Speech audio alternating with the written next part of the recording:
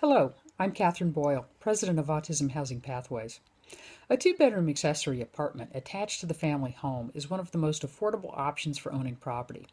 It also allows individuals and their families to simultaneously tap into two major programs, Section 8 and adult foster care. Section 8 allows individuals to pay 30% of their income in rent, with the rest paid to the landlord with funds from the U.S. Department of Housing and Urban Development.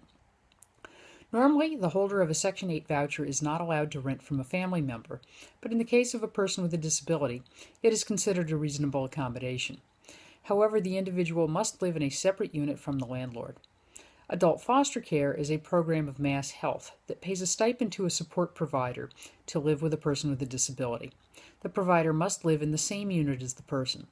Depending upon the individual's needs, the person may also be able to get some additional individual support hours from the Department of Developmental Services to work on skill building, although DDS dollars may not be used to duplicate the care paid for through adult foster care. The wait for a Section 8 voucher can be up to 10 years.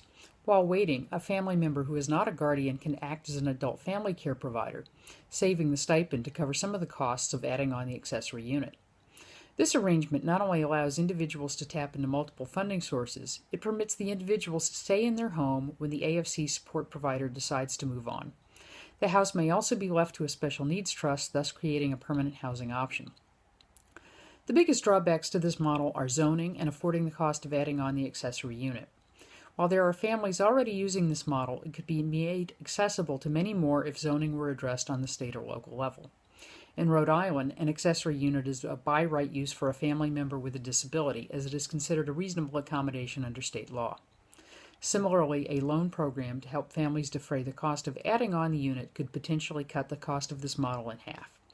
S2202, which would have addressed this issue and required no new dollars, did not make it through the legislature this year, but will be reintroduced next year.